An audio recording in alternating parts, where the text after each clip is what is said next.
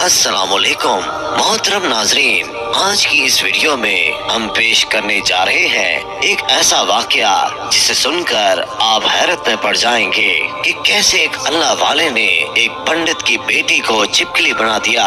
मोहतरम नाजरीन, कहा जाता है कि एक गांव था जहां कुदरत की बेपनाह नेमतें थीं। अल्लाह अज़्ज़वजल ने वहां के लोगों को माला माल किया हुआ था। गर्ज के ऐसी नेमतें जिनको देखकर इंसान अक्सर मगरूर हो जाया करता है। और सबसे बड़ी और बुरी बात ये थी कि वो सब के सब काफिर थे, अपनी शान शौकत और दौलत पर फख्र करते थे। चूँकि हर शख्स दौलतमंद था और किसी के पास भी रुपए पैसे की कोई कमी नहीं थी। वहाँ नहरें थीं, बागात थे, दरिया थे, और जब इतना कुछ किसी इंसान के पास हो तो वो तो मगरूर हो ही जाया करता है। और यहाँ किसी एक इंसान के पास नहीं बल्कि पूरी की पूरी बस्ती बेतहाशा दौलतमंद थी। सवाए चंद मुसलमान घरों के वहाँ काफिर ज्यादा थे और मुसलमानों के घर इक्का दुक्का थे। उनका एक सरदार पंडित था जिसकी एक अकलौती बेटी थी और जिसे वो बेतहाशा चाहता था। वो बेटी बहुत ही ज्यादा अनापरस्त थी और अपने आप को बहुत ज्यादा ऊंचा समझती थी। वहाँ पर जो गरीब लोग थे वो सिर्फ मुसलमान थे। तमाम काफिर एक दूसरे की मदद करते, मगर मुसलमानों को देखने वाला वहाँ पर कोई न था। वो बेटी अमल करके यानी काला जादू करके गरीबों को जानवर बना दिया करती थी। तमाम मुसलमान उससे बहुत ज्यादा तंग थे। वो लोगों को गुलाम बनाती, मजदूर बनाती, और अगर उनमें से कोई उसकी बात नहीं मानता तो वो काला जादू करके उन सबको जानवर बनाकर अपने इशारों पर नचाती थी। उस बस्ती में इक्का दुक्का मुसलमान थे जिनका कोई भी पुरसाने हाल नहीं था। जब पंडित की बेटी का इल्म हद से ज्यादा बढ़ गया तो मुसलमानों में से एक बूढ़े शख्स ने अल्लाह रब्बे करीम के हजूर गिड़गिड़ा कर ये दुआ की, ऐ रब्बे करीम, हमारी नस्लें जो चंद एक यहाँ पर बची है उन नस्लों को तू बचा ले। इस पंडित की बेटी ने हमारा जीना तोबर कर दिया है। कोई भी हमारा मसीहा नहीं है, ना दौलत है ना जिस्मानी ताकत है। ऐ अल्लाह, हमारे लिए कोई ऐसा मसीहा भेज दे जो ना सिर्फ ताकतवर हो बल्कि इस जादूगरनी को भी हरा दे।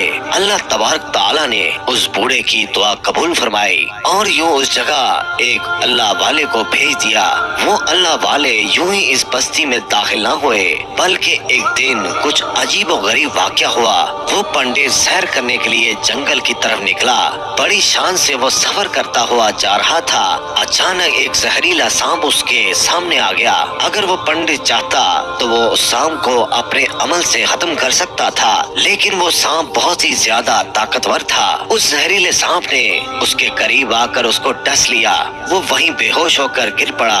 उसके जो गुलाम थे जब उन्होंने अपने सरदार की हालत देखी तो फौरी तौर पर उसको घर पहुंचाया गया। उस लड़की ने अपने बाप की हालत देखी तो मुल्क के बड़े बड़े तबीब और हकीम बुलाए गए और वो अपने हुनर में बहुत ही माहिर थे। ये बहुत अजीब बात थी कि वो बहुत सी कोशिशों के बावजूद जहर निकालने में नाकाम हो रहे थे। जहर तेजी के साथ पंडित के जिस्म में फैल रहा था। कोई भी उस जहर को निकालने में कामयाब न हो सका। वो खुद ही इतना बड़ा आमिल था मगर उसके बावजूद अपना इलाज नहीं कर पा रहा था। उसे तो कोई होश ही नहीं था। इतनी बड़ी ताकत रखने के बावजूद, इतना रुपया पैसा होने के बावजूद, इतने बड़े बड़े अपने हुनर में माहिर हकीम होने के बावजूद जहर को जिस्म से निकाल नहीं पा रहे थे। उस वक्त शहर में एक दरवेश की आमद हुई। दरवेश को अल्लाह ताला ने उस मकसद के लिए भेजा था। दरवेश ने उसके घर के बाहर पहुंच के दरवाजे को खटखटाया। बड़े बड़े दरबारी खड़े हुए थे। उन्होंने कहा कि क्या बात है, किससे मिलना चाहते हो? फकीर ने कहा, यहाँ के सरदार को सांप ने डस लिया है। वो कहने लगे, तुम्हें कैसे पता? तुम तो हमें अजनबी लगते हो और हमने तुम्हें आज तक कभी नहीं देखा। दरवेश ने कहा कि मैं मुसाफिर हूँ और मुझे खबर मिली है यहाँ के सरदार को एक सांप ने डस लिया है और कोई भी उनका इलाज नहीं कर पा रहा। दरबारियों ने कहा, अरे भाई, लेकिन तुम हो कौन? फकीर ने कहा कि मैं हकीम हूँ और मैं इनका इलाज करने आया हूँ। उन दरबारियों ने जब फकीर की ये हालत देखी तो जोर जोर से हंसने लगे, क्योंकि आपने फटे पुराने कपड़े पहने हुए थे और हुलिये से ही गरीब लग रहे थे। दरबारियों ने कहा, अरे भाई, तुम इतने बड़े सरदार का इलाज करोगे? मुल्क भर के मायानाज तबीब हकीम बुलाए गए, पैसों की कोई कमी नहीं है हमारे सरदार के पास। दरवेश ने कहा, अगर तुम चाहते हो कि तुम्हारे सरदार की जान बच जाए तो फिर मुझे अंदर आने दो। गुलाम कहने लगे, ठीक है, हम अंदर से इजाजत लेकर आते हैं। वो अंदर आए और पंडित की बेटी से कहा, मालकिन, बाहर एक गरीब आया है, हुलिये से फकीर लगता है, लेकिन कहता है कि मैं पंडित का इलाज कर दूंगा। वो जहर जो तेजी से फैलता जा रहा है उसको निकाल कर फेंक दूंगा। कहने लगे, ठीक है, उसको अंदर बुलाओ। जब फकीर उस घर में आया तो देखा कि पंडित जहर के असर से तड़प रहा है और अपनी टांग को बार बार बिस्तर पर पटक रहा है। वो दरवेश पंडित के पैर की जानिब आया जहाँ सांप ने काटा था। उस जगह पर अल्लाह वाले ने थूक दिया और फौरी तौर पर वहाँ से भाग गया। पंडित के सारे साथी और उसकी बेटी हैरान हुए कि ये कौन दीवाना था कि कमरे में आया और उस जगह पर थूक कर भाग गया जिस जगह सांप ने काटा था। और तो और उसको कोई पकड़ भी न सका।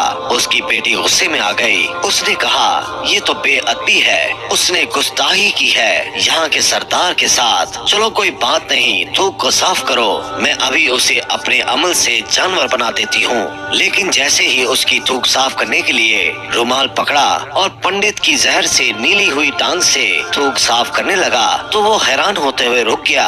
उसने उंगली से थूक को सांप के डसे पर अच्छी तरह मल दिया तो उसकी बेटी कहने लगी, आप क्या कर रहे हैं? उस दीवाने ने मेरे बाप की टांग पर थूक दिया है और आप उस थूक को मल रहे हैं। उसने हाथ के इशारे से पंडित की बेटी को रोक दिया और कहा कि रुको एक मिनट। जैसे ही उस थूक को पंडित की टांग पर मला गया, जहर का असर फौरी तौर पर खत्म हो गया। वो टांग जो कटने के काबिल थी वो अब पहली हालत पर आ गई थी। पूरी टांग जो अब नीली हो चुकी थी वो अब असल रंग पर आ गई थी। आहिस्ता आहिस्ता पंडित होश में आने लगा। जैसे ही पंडित होश में आया तो उसे फकीर की थूक के किस्से का पता चला। उसने कहा, अरे भाई, वो तो हमारा मसीहा है, तुम लोगों ने उसे दीवाना कहा, उसको बेइज्जत किया, वो थूक कर यहाँ से कैसे गायब हो जाएगा? अरे जाओ जाओ, उसे लेकर आओ, उसने तो हम पर बहुत बड़ा एहसान किया है, हम उसके एहसान का बदला जरूर चुकाएंगे। पंडित के कहने पर उसके सारे दरबारी उसी वक्त उस फकीर को ढूंढने निकले। चारों तरफ फैल गए, कहीं भी उस दरवेश को न देखा। फिर जब जंगल में दाखिल हुए तो वहाँ एक दरख्त के नीचे एक आदमी को इबादत करते हुए देखा। वो गौर से उस दरवेश को देख रहे थे कि ये क्या कर रहा है, ये किस तरह की इबादत कर रहा है। हम लोग तो अपने बुतों के आगे हाथ जोड़ते हैं और ये तो न जाने किसको सजदा कर रहा है। हर पंडित का हुक्म था तो फौरी तौर पर दरवेश को पकड़ा गया और पंडित के सामने पेश किया गया। पंडित ने कहा कि आप कौन हैं और कहां से आए हैं? सबसे पहले तो गुस्ताखी की माफी चाहता हूं कि मेरे लोगों ने आपके साथ बहुत बुरा सलूक किया, लेकिन आपकी वजह से मैं आज जिंदा हूं। हम गुनाहगारों की आंखें आपको पहचान नहीं सकी। मैं आपसे माजरत चाहता हूं, आपसे दरख्वास्त करता हूं कि आप मेरी तरफ से कीमती पोशाक यानी लिबास और ये अरबी घोड़ा कबूल कीजिए। फकीर ने मुस्कुराकर पंडित की तरफ देखा और बोला, ये घोड़ा और लिबास बहुत कीमती है। मैं ये लिबास पहनकर मैं घोड़े के लिए घास काटूंगा तो क्या अच्छा लगूंगा? पंडित ने कहा कि आप फिक्र न करें, घोड़े के साथ साथ खिदमत गुजार भी दिए जाएंगे, यानी नौकर चाकर भी आपको दिए जाएंगे।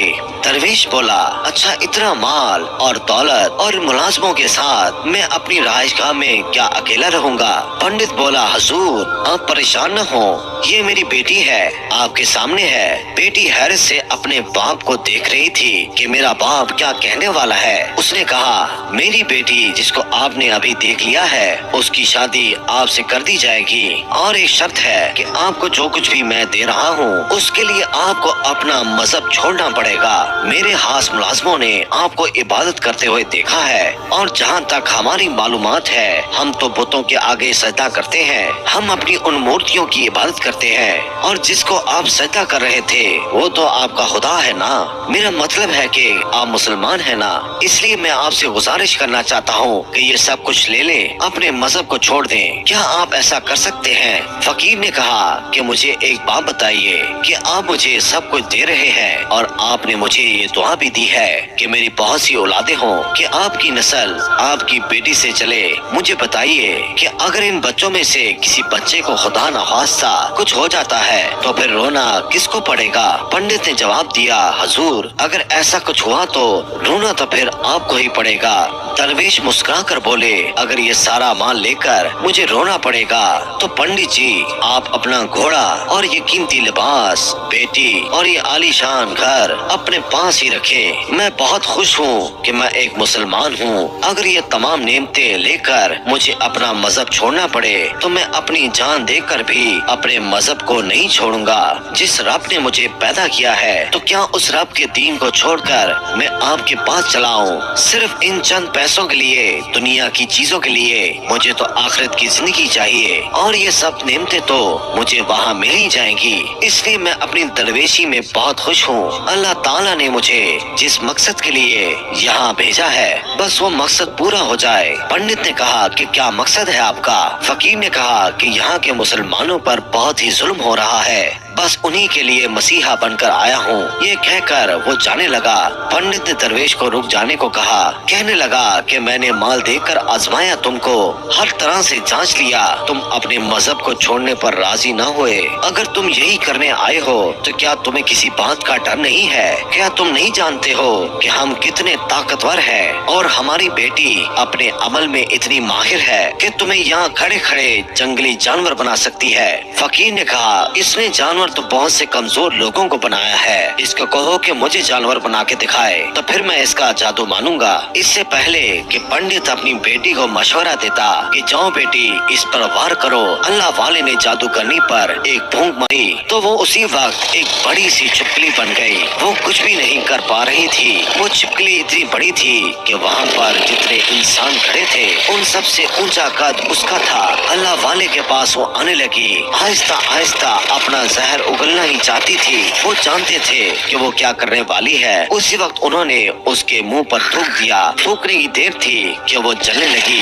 وہ تھوک کیا تھی؟ تیزاب تھا، جس سے اس کا آدھا چہرہ جل گیا۔ اس کا چہرہ جل کر کالا ہو گیا، قریب تھا کہ پورا جسم جل کر ختم ہو جائے۔ اور پنڈت بھاگتا ہوا آیا اور ان کے قدموں میں گر گیا اور معافی مانگنے لگا اور کہنے لگا کہ حضرت اس گستاخی کے لیے مجھے معاف کر دیجیے، میں نے سچ میں آپ کو بہت کمزور سمجھا اور آپ کو آپ کے مذہب سے ہٹانا چاہا۔ اگر میری بیٹی ٹھیک ہو جائے گی تو میں سچ کہتا ہوں کہ یہاں جتنے لوگ موجود ہیں یہ پوری بستی مسلمان ہو جائے گی۔ فقیر نے کہا کہ ہم کسی کو زبردستی اپنے دین میں شامل ہونے کے لیے مجبور نہیں کرتے، بلکہ تم لوگ ہمارے مسلمان بھائیوں پر جو ظلم کرتے ہو ہم اس ظلم کو ختم کرنا چاہتے ہیں۔ ہمارے دین میں زبردستی نہیں ہے۔ اگر تمہاری بیٹی انسان بن کر سدھر جاتی ہے تو اس کو اس کی اصل حالت میں لانے کے لیے میں خود اللہ تعالیٰ سے دعا کروں گا۔ پنڈت کہنے لگا، ہاں ہاں میری بیٹی اپنی اصل حالت میں آئے گی تو وہ کسی پر بھی کوئی ظلم نہیں کرے گی، بلکہ میں اس کے لیے دل سے معافی چاہتا ہوں۔ جو کچھ میری بیٹی نے آپ کے ساتھ کیا ہے آئندہ یہ کوئی کالا جادو اور کوئی بھی ایسا گندا عمل نہیں کرے گی اور کسی بھی مسلمان پر کوئی سختی نہیں کرے گی، بس آپ اس کو دوبارہ سے انسان بنا دیں۔ اللہ والے نے اس چھپکلی پر پھونک ماری تو وہ انسان بن گئی۔ فقیر کے قدموں سے لپٹ گئی اور کہا، مجھے معاف کر دیجیے، میں نے آپ کو بہت کمزور سمجھا۔ آپ جب تک یہاں رہے آپ میرے لیے ایک فقیر انسان تھے۔ اپنے لباس اور حلیے سے مجھے ایک دیوانہ فقیر لگ رہے تھے۔ میرے باپ کی ٹانگ کا زہر آپ نے ہٹایا، اس کے باوجود میں آپ کی جان کی دشمن بن گئی اور میں چاہتی تھی کہ میں آپ سے بدلہ لوں، مگر مجھے تو خود عذاب مل گیا۔ وہ کہنے لگی کہ آج میں اپنے باپ کے ساتھ آپ کے دست مبارک پر مسلمان ہونا چاہتی ہوں اور یہ وعدہ کرتی ہوں اور آئندہ اس بستی میں کوئی بھی کافر مسلمان کو نہیں ستائے گا، بلکہ سب آپس میں مل جل کر بھائی بھائی بن کر رہیں گے اور سب کے سب مسلمان ہو جائیں گے۔ تو یوں ایک اللہ والے کے ہاتھوں پر ایک پنڈت اور اس کی بیٹی نے اسلام قبول کیا اور پھر پنڈت نے اللہ والے سے اپنی بیٹی کی شادی کر دی اور اس بستی میں امن و امان قائم ہو گیا۔ کل تک جو لوگ غرور کرتے تھے آج وہ لوگ اچھائی کا پیکر بن گئے تھے، ایک اللہ والے کی کرامت سے۔ سبحان اللہ۔